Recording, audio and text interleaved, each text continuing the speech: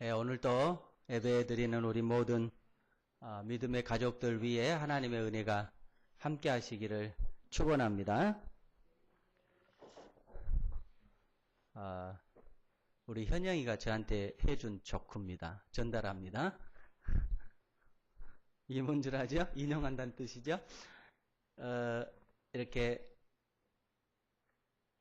총각이 있었는데 이렇게 여자를 사귀는데 아주 예쁜 여자하고만 사귀고 싶은 총각이 있었답니다.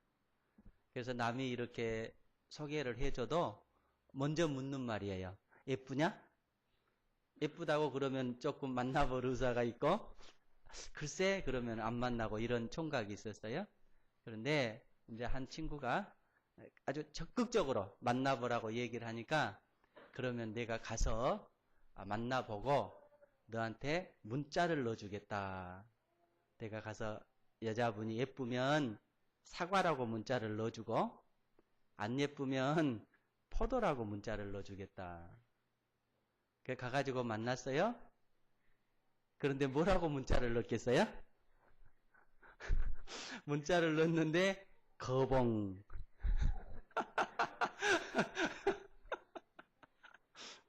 요중에 알아먹겠어? 예. 하나님의 은혜가 함께 하시기를 바랍니다. 1900년도에 들어서 인류의 꿈이 하나 있었는데요.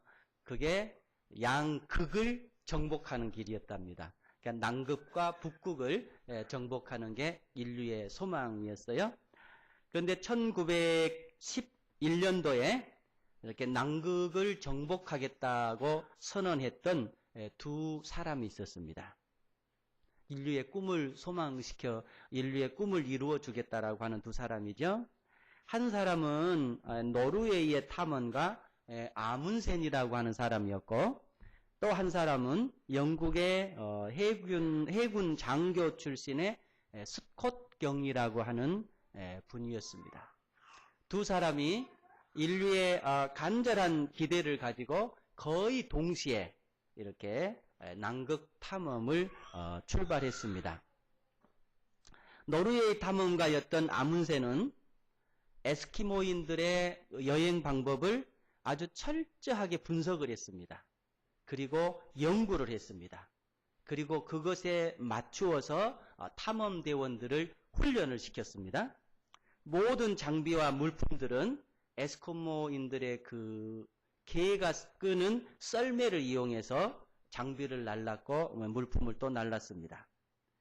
탐험하는 동안 동물과 탐험대원들을 충분히 휴식을 취하게 했고 천천히 남극을 전진해 나갔습니다. 결국 이 아문센이 이끄는 탐험대는 출발한 지 55일 만에, 그러니까 정확히 1911년 12월 14일에 역사상 처음으로 남극을 정복하게 되었습니다. 그리고 탐험하는 동안 희생자는 한 사람도 없었답니다. 이에 반해서 같이 출발했던 영국의 스콧 경은 장비와 물품을 나르는데 모터 썰매를 이용했습니다. 그리고 또 망아지를 이용했습니다. 그런데 출발한 지 5일 만에 너무 추워서 모터 엔진은 다 고장이 나버렸습니다. 그리고 망아지들도 동상에 걸리고 말았습니다. 그 결과 모든 대원들이 100km에 달하는 짐을 끌고 남극을 정복해 나갔습니다. 모두 동상에 걸렸습니다. 겨우 남극에 도착했지만은 아문센이 다녀간 지 35일 후에 남극에 도착을 했습니다. 돌아올 때 스콧경은 모든 대원들에게 남극의 연구를 위해서 30파운드, 우리로 치면 한 15kg 정도 되는 그 화석들을 등에 짊어지고 다시 돌아오게 만들었습니다. 돌아오는 2달 동안에 모든 대원들은 굶주렸습니다. 그리고 추위 때문에 대원들이 하나 둘씩 죽어갔습니다. 그 탐험대 대장인 스콧경도 베이스 캠프에 도착하기 직전에 마지막으로 숨을 거두고 말았답니다. 여러분, 이 두 얘기는 우리에게 무엇을 알려주고 있을까요? 이 얘기의 교훈은 무엇이겠어요? 여러 가지가 있겠지만 모든 일에는 길이 있다라는 겁니다. 모든 일에는 방법이 있다라고 하는 것입니다. 아문세는 혹한 지역에 살고 있는 에스키모인들의 삶을 모방을 했고 연구를 했고 배워서 자신의 꿈을 성취하는 데 이용을 했습니다. 그런가 하면 스콧경은 자신의 주관대로, 자신의 식견대로, 자신의 의지에 따라서 행동을 해서 그 결과는 아주 참담하게 끝나고 말았습니다. 어쩌면 우리의 삶도 그런 것이 아니겠는가 생각을 해봅니다. 오늘 우리가 보는 이 본문 말씀 13장, 14장에는 두 사람이 나오고 있습니다. 한 사람은 아브라함입니다. 그리고 한 사람은 아브라함의 조카인 롯입니다. 아브라함은 하나님의 방법으로 또 하나님의 길로 하나님과 함께 하면서 자신의 인생을 승리의 길로 이끌어 갔던 사람입니다. 그런가 하면 롯은 자신의 방법으로 자신의 길로 자신 홀로 인생을 살아나가다가 처참한 실패를 경험한 사람입니다. 오늘 저와 여러분은 삶을 살아나가면서 아브라함의 길을 선택할 수도 있습니다.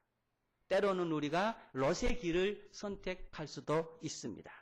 그러나 분명한 건 아브라함의 길처럼 따라가면 우리의 삶은 승리의 길입니다. 그러나 롯처럼 살아간다면 우리의 길은 그렇게 밝지 않는 것입니다. 아브라함과 롯, 어떠한 차이가 있겠습니까? 아브라함은 어떠해서 그의 삶이 승리의 삶이었고 롯의 삶은 실패의 삶이었겠습니까? 오늘 저는 여러분과 함께 하늘의 삶과 땅의 삶이라고 하는 제목을 가지고 세 가지를 생각하고자 합니다. 먼저 아브라함과 롯, 이 두 사람은 삶의 장소가 달랐던 것입니다.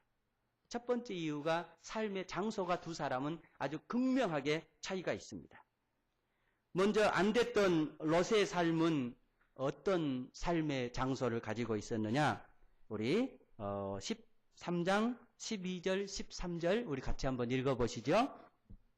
저와 같이 읽겠습니다. 아브라함은 가나안 땅에 거주하였고 롯은 그 지역의 도시들에 머무르며 그 장막을 옮겨 소돔까지 이르렀더라. 소돔 사람은 여호와 앞에 악하며 큰 죄인이었더라.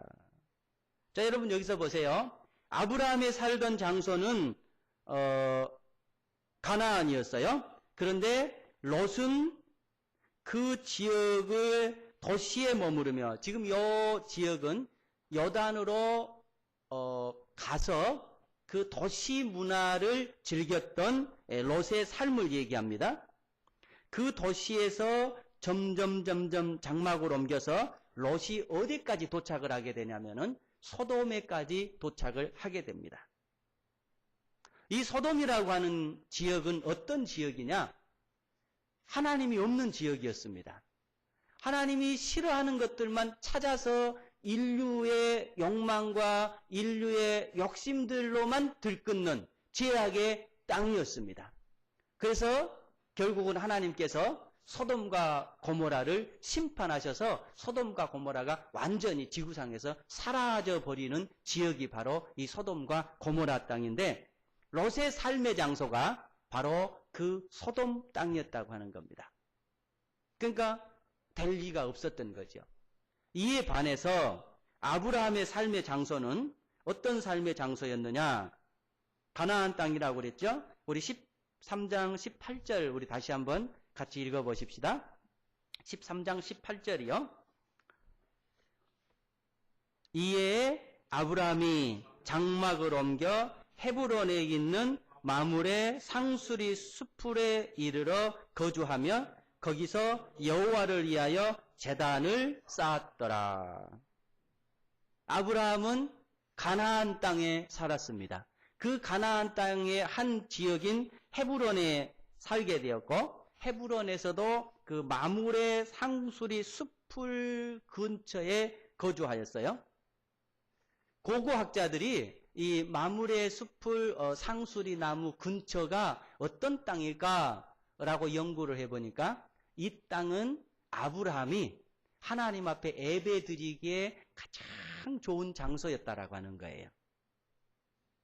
그래서 여기에서도 보면은 여호와를 위하여 제단을 쌓았더라. 그러니까 하나님 앞에 예배드리며 삶을 살아나간 겁니다. 아브라함, 가나안, 헤브론, 그리고 마물의 상수리 숲풀 근처. 이유는 뭐였어요? 하나님 앞에 제단 쌓기에 좋은 장소. 자, 이제 구별이 되는 거죠. 롯은 하나님 없는 장소만 계속 따라갔어요. 그리고 그 끝이 어디였냐면은 하나님께서 심판했던 땅 소돔까지 가버렸던 거예요. 그런가 하면 아브라함은 가나안, 헤브론, 그리고 마물의 상수리 숲풀 근처 뭐 하기 위해서? 하나님 앞에 예배드리는 삶을 살기 위해서. 롯은 한마디로 얘기하면 하나님이 있든 없든 상관이 없던 거예요. 자신의 욕망을 따라서, 자신의 욕심을 따라서 자신 보기에 좋은 방법대로 쭉쭉쭉 나아갔던 거예요. 그런가 하면 아브라함은 자신에게 조금 불리해도, 자신에게 조금 손해가 된다라고 할지라도 하나님을 위해서 하나님이 원하는 장소에 하나님 앞에 예배하기에 좋은 그곳에서 머물러서 삶을 살았던 것입니다. 두 사람의 차이가 이렇게 있어요. 여러분, 우리가 이렇게 집을 산다든가 아니면은 이사를 하게 될 때 여러분은 뭘 생각합니까?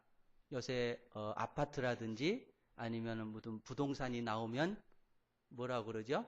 뭐 지하철 정류장에서 몇 분 거리, 뭐 경제적 전망 좋음, 뭐 아니면은 앞에 시야가 좋음, 뭐 이런 거 다 선전하고 있잖아요. 제가 가만히 생각해 보니까 우리가 집을 만약에 산다라고 한다면 대체적으로 사람들이 얼마나 교통이 편한가 이거 따져보겠죠? 그리고 이 집을 샀을 때 만약에 후에 팔았을 때 경제적으로 얼마만큼 이익을 남길 수 있을까? 또 그 집에서 앞을 바라봤을 때 전망이 얼마나 좋을까? 아니면 이 집에 살면 얼마나 편리한 삶을 살 수 있을까? 뭐 이런 유들이지 않겠어요? 그런데 염두에 두지 않는 게 있어요. 그것은 뭐냐면 얼마나 이 집에서 우리가 삶을 살면서 여호와를 잘 섬길 수 있을까? 얼마나 우리가 신앙생활을 잘할 수 있을까? 얼마나 하나님 앞에 이 집으로 옮겨서 더 아름다운 삶을 살 수 있을까? 사실은 이것들은 생각하지 않고 사는 경우가 참 많이 있잖아요. 그런데 생각해 보면 정말 중요한 게 그겁니다. 여러분 사업을 할 때나 설령 이사를 해서 주택을 구입할 때나 아니면 다른 모든 중요한 일들을 결정할 때에 우리가 세상적으로 교통도 봐야 되고 경제적 가치도 봐야 되고 전망도 봐야 되고 편리함도 봐야 되겠지만 더 중요한 거는 뭐냐면은 내가 이것을 통해서 하나님을 더 잘 섬길 수 있을까? 내가 하나님 앞에 더 영광을 돌릴 수 있을까? 내가 이것을 통해서 내 믿음이 더 좋아지며 하나님 앞에 더 아름다운 삶을 살 수 있을까? 이것을 제1로 선정하며 살아갈 수 있는 성도들이 될 수 있기를 축원합니다. 아브라함은 그걸 지금 바라보고 있었던 것입니다. 그러나 롯은 그걸 전혀 중요하게 여기지를 않았던 겁니다. 두 번째는 두 사람은 삶의 자세가 서로 달랐습니다. 여러분 한번 물어볼게요. 먹기 위해서 산가요? 살기 위해서 먹는가요? 먹기 위해서 살아요? 살기 위해서 먹어요? 살기 위해서 먹어요? 자, 그 다음 또 더 구체적으로 가봅시다. 돈 벌기 위해서 사나요? 살기 위해서 돈을 버나요?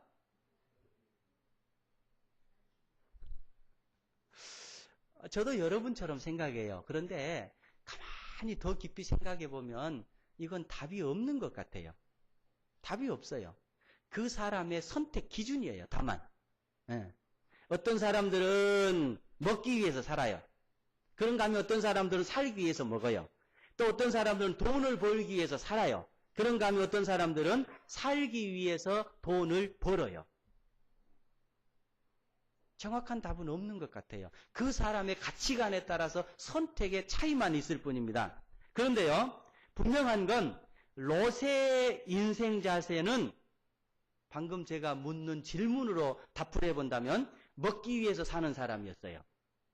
돈을 벌기 위해서 사는 사람이었어요. 그런가 하면 아브라함은 살기 위해서 먹는 사람이었고 살기 위해서 돈을 버는 류의 사람이었습니다. 우리가 성경을 가만히 묵상해보면 롯의 인생 자세는 자기 중심적이었습니다.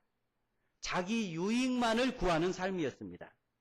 그러니까 자기 유익을 위해서 오늘 본문 말씀에 보면 그러잖아요. 자기 삼촌 서로 너 여국 가지면 나 여국 갖고 나 여국 가지면 너 여국 갖겠다 했는데 삼촌을 전혀 고려하지 않는 거예요. 그리고 모두 자기의 유익만 다 챙겨가지고 자기의 보기에 좋은 장소를 다 차지해서 떠나버립니다. 삼촌만 희생시키는 것이 아니라 그의 삶을 인도해 주셨던 하나님까지도 그의 마음속에는 없었던 거예요. 자기의 유익을 위해서 삼촌을 내팽겨쳤고 자기의 유익을 위해서 하나님까지 내팽겨쳐봤던 인생 자세가 바로 롯의 인생 자세입니다. 그러니까 자신만을 섬겼고 자신만을 중심으로 했고 세상을 중심으로 살아갔던 삶의 자세가 바로 롯의 삶의 자세였습니다. 이에 반해서 아브라함은 상대 중심적인 삶이었습니다. 그러니까 오늘 본문 말씀에 보면 그러잖아요. 아브라함이 롯에게 이르되 우리는 한 친족이라 너나 나나 내 목자나 내 목자가 서로 다투게 하지 말자. 이게 뭐예요? 상대를 배려해 주는 것입니다. 상대를 위한 유익을 드리는 것입니다. 그래서 상대의 유익을 위해서 조카에게 모든 것을 양보했습니다. 그런데 조카는 그 양보를 다 받아들여가지고 좋은 거 다 찾아가지고 떠나버렸습니다. 그런데 떠나버렸던 조카가 그 다음 성경을 읽어보면 소돔이 전쟁에 휘말려가지고 전쟁 포로가 되어버립니다. 이쯤 되면 보통 사람 같으면 어떠겠어요? 너 그럴 줄 알았다. 잘 돼버렸다. 이러고 말 거잖아요.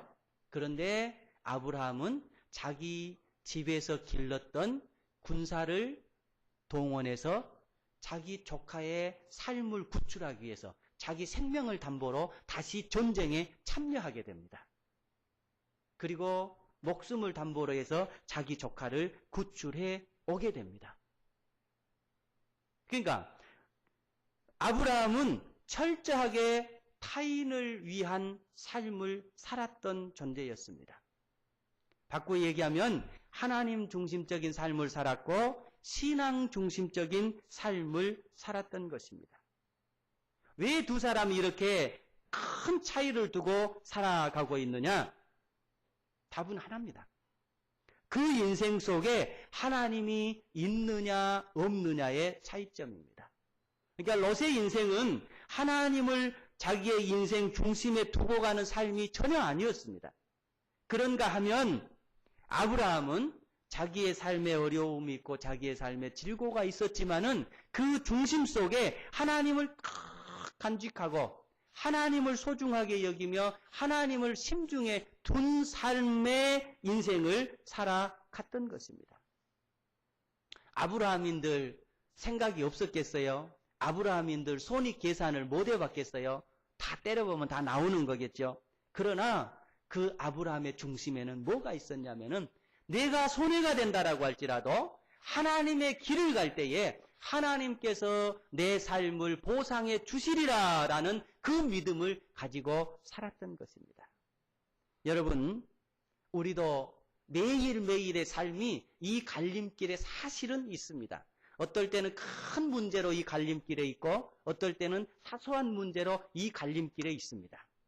중요한 것은 우리가 롯의 길을 가느냐 아니면 아브라함의 길을 가느냐 두 사이에서 선택을 해야 됩니다. 아브라함은 하나님께서 보상해 주신다. 하나님께서 나와 함께 해 주신다. 그렇기 때문에 오늘 내가 좀 손해를 보고 오늘 내가 조금 어렵다라고 할지라도 나는 내일의 승리를 위해서 이 길을 가겠다라면서 롯에게 양보를 했고 롯이 죽음에 처했을 때 자기의 생명을 담보로 전쟁에 참여해서 자기 조카를 다시 살려내고 이런 삶을 삽니다. 그래서 정말로 아브라함의 믿음대로 하나님께서는 아브라함을 축복하시고 아브라함을 되게 해 주셨습니다. 여러분이 삶을 살면서 그런 갈등에 있을 때 꼭 기억하십시오. 하나님께서 보상하신답니다. 하나님께서 함께 하신다입니다. 마지막 세 번째는 아브라함과 롯 두 사람의 가치관이 달랐습니다. 보는 인생의 눈이 달랐습니다. 여러분 혹시 기억하실런가 모르겠어요. 오래전에 그 미달이라고 하는 그 아이들 중심의 그 뭐라고 그러죠?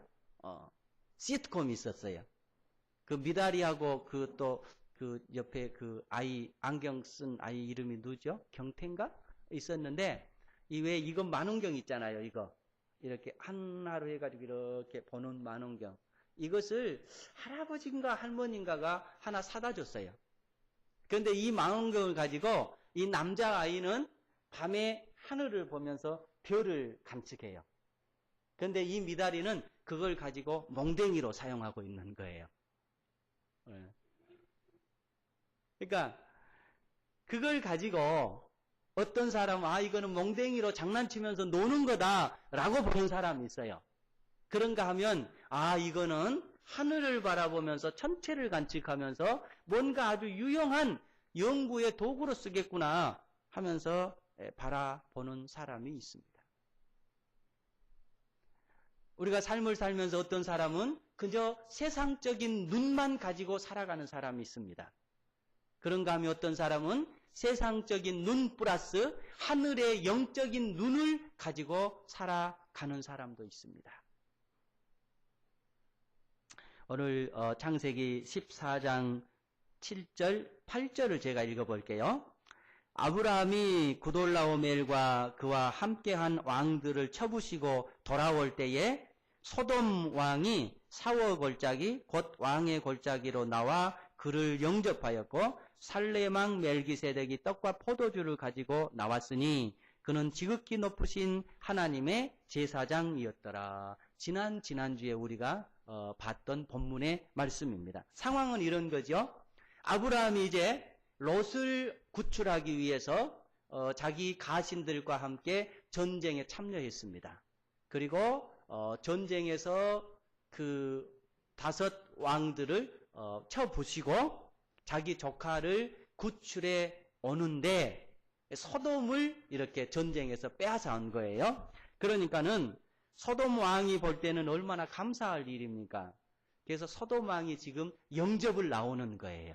그리고 또 살렘 왕이라고 하는 신비의 왕이 지금 아브라함 앞에 나옵니다. 승리로 돌아오는 그 아브라함을 맞이하기 위해서 나옵니다.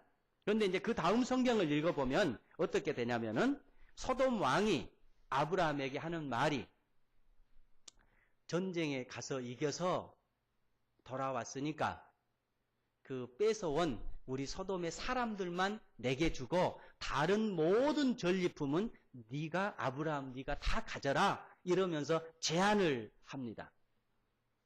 그런가 하면 멜기세덱은 떡과 포도주를 가지고 나와서 아브라함에게 축복의 기도를 해주고 있습니다. 그러니까 지금 아브라함은 두 왕 앞에 서 있는 거예요. 한 사람은 소돔 왕입니다. 한 사람은 살렘 왕입니다.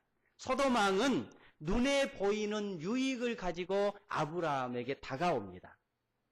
살렘 왕은 물질적 가치는 전혀 없는 거예요. 그냥 아브라함에게 축복 기도해주고 떡과 포도주 조금 주는 거예요. 그런데 아브라함은 그 두 왕을 바라보면서 내 인생의 갈림길에 서 있다라고 하는 걸 본 것 같아요. 그리고 그가 선택을 하게 되는데, 소돔 왕이 제안했던 것은 유익해 보이지만 저것은 내게 손해라는 걸 아브라함은 보게 된 겁니다. 왜? 물질 주면 거기서 끝나겠어요? 어떻게 되겠어요? 그 다음에 연결이 되겠죠. 오늘로 치면 뇌물이 된단 말이에요. 그 뇌물을 줬던 사람이 누구냐면은 하나님께서 심판하실 죄악의 땅 소돔의 주인공인 거예요. 그러니까 그가 주겠다라고 하는 물질을 아브라함은 선택을 할 수가 없었던 거예요. 왜? 세상의 눈이 아니라 그에게는 영적인 눈을 가지고 있었기 때문에 세상적인 사람들은 볼 수 없는 그 영안을 가지고 내가 저분의 전리품을 받는다라고 한다면 결국 나는 소돔과 연결이 되고 나는 똑같이 아브라함의 삶을 살아나갈 수밖에 없다라는 것을 영적인 눈을 가지고 보았기 때문에 그는 소돔 왕의 제안을 거절을 합니다. 그리고 살렘 왕, 그에게 영적인 기도와 영적인 축복을 내리었던 멜기세덱에게 자신의 전쟁의 10의 하나를 물질적인 가치를 주면서까지 살렘 왕에게 다가가고 있는 것입니다. 하나는 유익 같지만 결국은 손해가 되는 제안을 해왔고, 하나는 손해 같지만 결국 유익이 되는 제안을 해왔습니다. 영적인 눈이 없었다라고 한다면 볼 수 없는 제안을 그는 영적인 눈을 가지고 지금은 손해처럼 보이지만 결국은 승리하게 될 유익을 가져온 멜기세덱에게 아브라함은 다가가고 있었던 것입니다. 이게 아브라함의 선택입니다. 그러나 롯은 정반대의 선택을 해버리고 마는 겁니다. 여러분, 어리석은 자와 지혜로운 자의 차이가 뭔 줄 알아요? 여러 가지가 있을 거예요. 오늘 설교 주제대로 한다면 오늘 안락을 위해서 내일의 축복을 거둬 찬 사람은 어리석은 사람입니다. 그런가 하면 내일의 축복을 위해서 오늘의 안락을 거절하면서 고생 기꺼이 하는 사람은 지혜로운 사람입니다.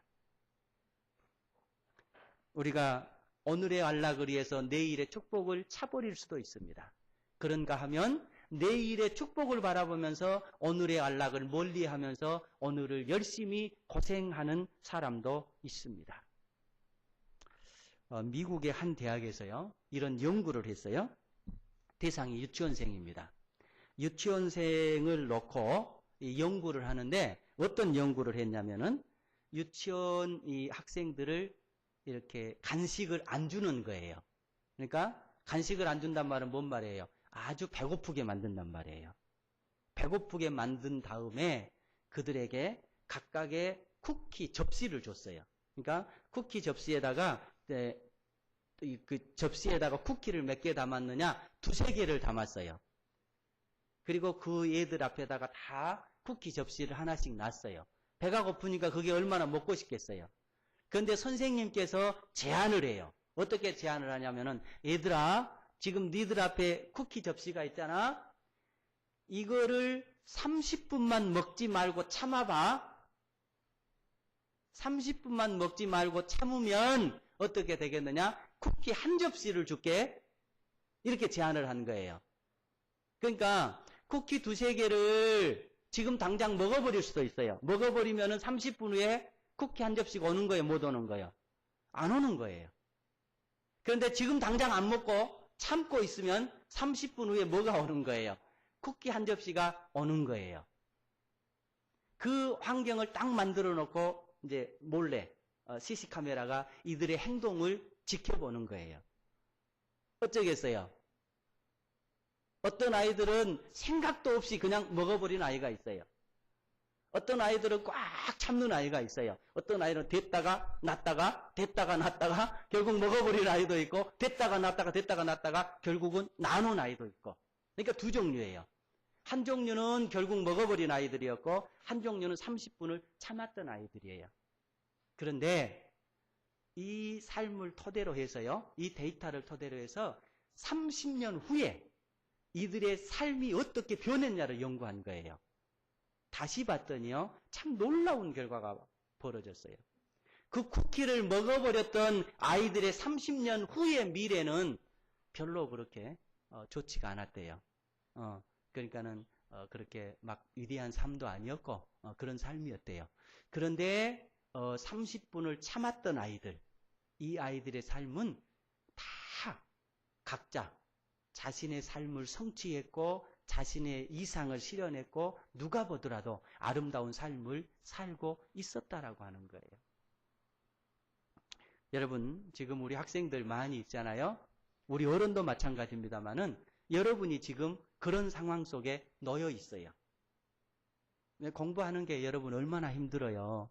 참 힘듭니다. 우리 부모님들 늘 얘기하잖아요. 아이들 많이 위로해 주세요. 여러분 생각해봐요. 8시에 학교 가서 5시까지 공부합니다. 그리고 5시부터 10시까지 또 공부합니다. 고등학생들은 10시부터 또 12시까지 공부해요. 그리고 잠 서너 시간 자고 일어나서 또 학교 나갑니다. 아마 우리 부모님들 공부 못한다고 야단친 부모님들 하라면 일주일 못 갑니다. 그런데 그걸 해내고 있어요. 그러니까 얼마나 힘들겠어요. 그러나 그럼에도 불구하고 여러분들이 오늘을 힘들다고 해서 오늘을 충실하게 여러분들이 학교 생활을 하지 않고 여러분들이 공부를 열심히 하지 않는다라고 한다면 지금 쿠키를 먹어버린 아이들과 똑같습니다.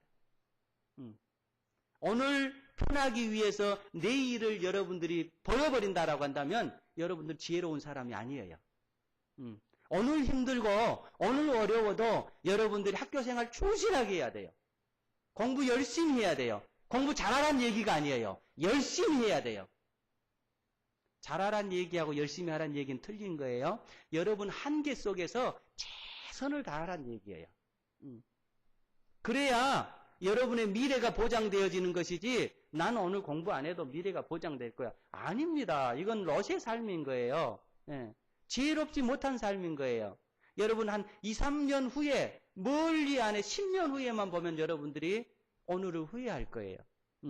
바라기는 우리 연합교회의 모든 우리 학생들 오늘 여러분 열심히 학교 생활하십시오.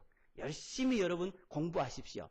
열심히 여러분의 꿈과 미래를 위해서 준비하십시오. 오늘이 힘들 거예요. 그러나 오늘의 힘듦은 뭘로 연결되느냐? 여러분의 미래로 연결됩니다. 오늘을 힘들게 투자하지 않으면 여러분의 미래는 밝지 않아요. 오늘을 힘들게 어렵게 투자하면 어떻게 되느냐? 여러분의 인생은 잘 되는 겁니다. 우리 전라도 말로 오늘 쉬면 내일 인생은 찌럭찌럭 하는 거예요. 꼭 기억하세요. 롯의 삶과 아브라함의 삶이 바로 그런 겁니다. 신앙이라고 하는 것이 무엇이냐? 눈에 보이는 잠깐의 유익을 따르는 것이 아니라 눈에 보이지 아니하는 영원한 유익을 따라가는 것, 이것이 신앙인 거예요. 그런데 롯은 그 삶을 살지를 못했어요. 오늘 눈에 보이는 유익을 위해서 따라가다 보니까 그는 어디로 가버렸느냐? 소돔 땅으로 들어가 버린 거예요. 그리고 그는 패가 망신해가지고 자기 아내는 하나님 진노 때 희생당하고 겨우 자기와 자기 딸들 데리고 나와서 빈털터리가 되어버리고 마는 겁니다. 그러나 오늘이 힘들고 오늘이 어려웠지만은 계속 하나님과 함께 마물의 숲을 근처에서 여호와의 이름을 부르며 하나님 앞에 기도하면서 오늘을 힘들게 살아왔던 아브라함, 그는 정말로 하나님께서 그 후손을 축복하셨고 그의 인생을 잘 되게 만들어 주었던 것입니다. 어떤 사람은 하늘의 삶을 살아가는 사람이 있습니다.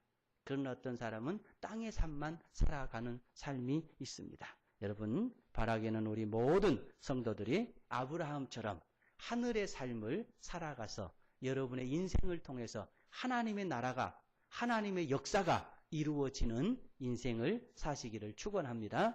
기도드리십시다.